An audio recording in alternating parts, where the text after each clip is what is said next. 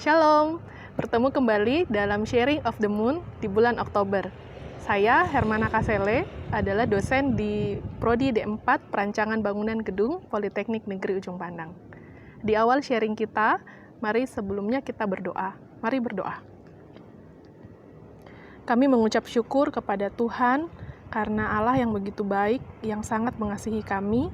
Kami berterima kasih Tuhan, Engkau boleh tolong kami saat ini untuk boleh mendengarkan kebenaran firman-Mu. Buka hati dan telinga kami untuk mendengarkan Engkau berbicara kepada kami saat ini Tuhan. Di dalam nama Tuhan Yesus kami berdoa. Amin. Di Sharing of the Moon di bulan Oktober ini kita akan membahas tema Yuk mari pulang, Yesus mencarimu. Mari sama-sama kita membuka Lukas pasal yang ke-15, ayat yang pertama sampai dengan ayatnya yang ke-7. Saya akan membaca untuk saudara. Lukas pasal 15, ayat yang pertama sampai dengan yang ke-7, perumpamaan tentang domba yang hilang. Para pemungut cukai dan orang-orang berdosa biasanya datang kepada Yesus untuk mendengarkan Dia. Maka bersungut-sungutlah orang-orang Farisi dan ahli-ahli Taurat. Katanya, Ia menerima orang-orang berdosa dan makan bersama-sama dengan mereka. Lalu ia mengatakan perumpamaan ini kepada mereka.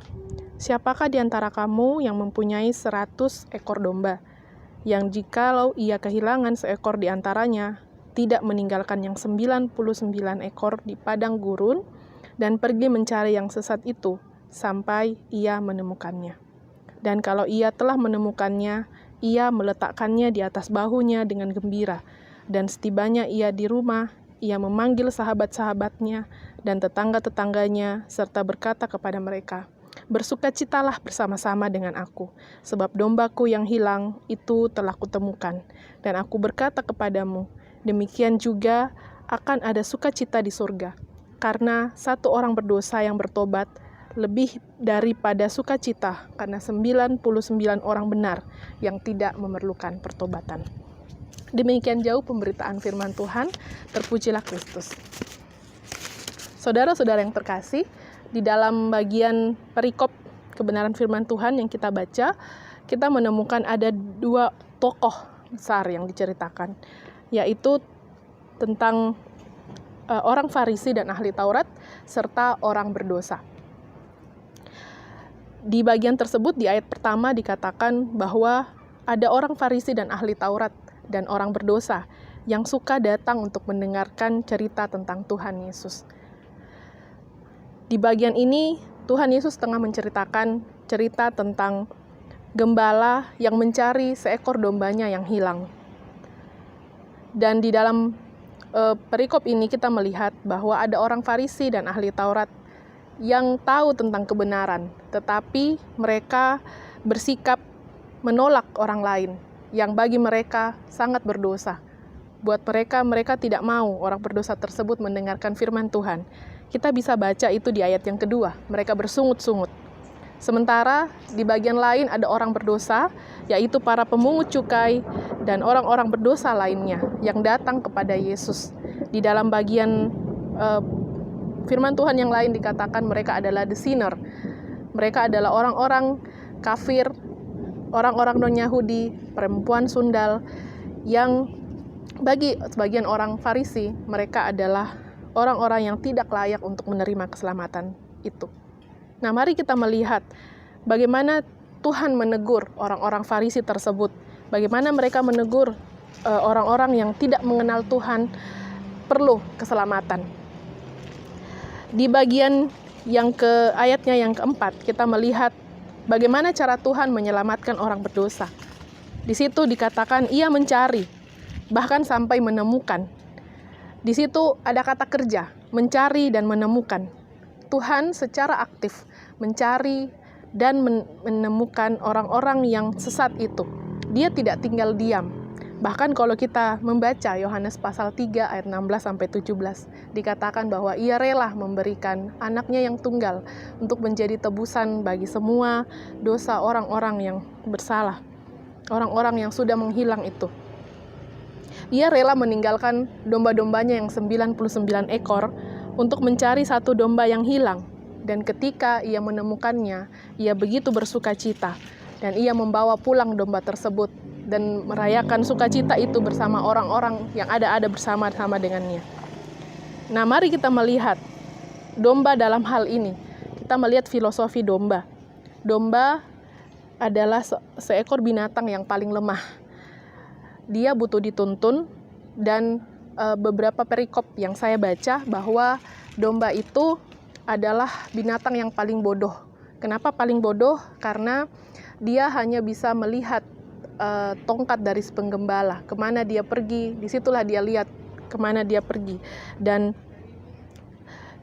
di sisi lain, ketika dia menghilang, ketika dia pergi dari kawanannya, maka dia bisa saja tidak bisa makan, karena domba itu hanya bisa makan ketika diberi makan oleh gembala tersebut. Nah, seperti itulah kita orang-orang berdosa. Kita kadang ketika kita sudah pergi jauh dari Tuhan, kita melakukan seenak hidup kita, melakukan apapun yang buat kita itu kita lakukan serupa dengan dunia ini. Kita adalah domba-domba yang hilang. Kita butuh dituntun untuk kembali ke kawanan kita. Mari kita sadari bagian itu. Mari kita cari jalan untuk pulang. Buka hati untuk menerima anugerah Tuhan. Tuhan sedang menawarkannya hari ini. Maukah kita menerimanya? Kita seperti domba yang sangat bergantung kepada gembala kita. Kita bisa saja tidak kehilangan arah. Kita bisa saja tersesat, bahkan kita bisa mati, tercekik oleh kondisi dunia yang penuh dengan carut-marutnya. Tetapi ada gembala, pelayan yang baik, yang mengenal domba-dombanya. Dia akan memberikan rasa aman dan mencukupi kebutuhan dombanya. Seperti itulah Allah kita. Sebagai kesimpulan, kita perlu melihat bahwa Tuhan memberi kesempatan bagi siapapun untuk bertobat. Yesus sudah mengorbankan dirinya untuk menyelamatkan kita semua. Tuhan mengasihimu, saya dan saudara. Kalau saat ini kita tengah hidup di dalam keberdosaan kita hidup di dalam segala hal yang dunia ini tawarkan, kita mengambil semuanya itu. Maka saat ini Tuhan menawarkan, mari pulang, mari kembali kepada Tuhan. Tuhan mengasihi kita. Tuhan sedang membuka tangannya lebar-lebar untuk kita. Dia mau menyambutmu, mari kembalilah. Bereskan semua dosamu dalam Tuhan dan terima keselamatan darinya. Di satu sisi, bagi kita orang-orang yang sudah percaya dan menerima Kristus, jangan sampai kita seperti orang Farisi dan ahli Taurat dalam bacaan ini, yang mengetahui kebenaran, tetapi menyimpan kebenaran itu untuk diri kita sendiri, mengkotak-kotakkan orang lain, dan melihat bahwa orang lain tidak lebih berharga daripada diri kita sendiri. Mari kita mengerjakan keselamatan yang sudah Tuhan beri. Mari aktif memberitakan keselamatan itu, dan mari ingat bahwa dahulu kita juga adalah domba-domba yang hilang, yang juga mencari gembala kita. Mari kita mengambil kembali komitmen untuk mengerjakan anugerah Tuhan buat kita.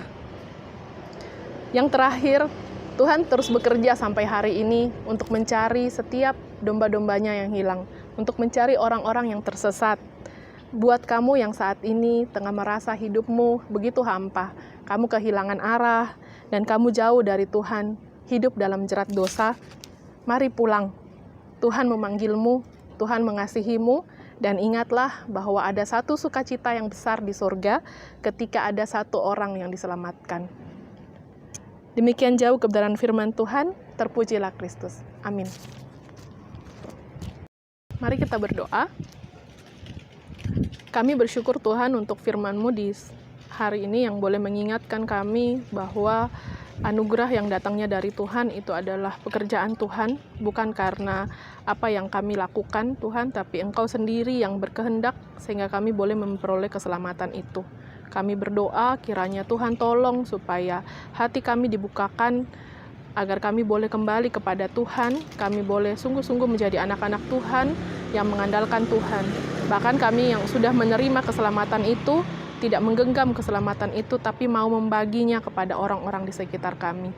Mampukan kami Tuhan di dalam masa muda kami untuk boleh terus menjadi saksi-Mu di tengah dunia ini.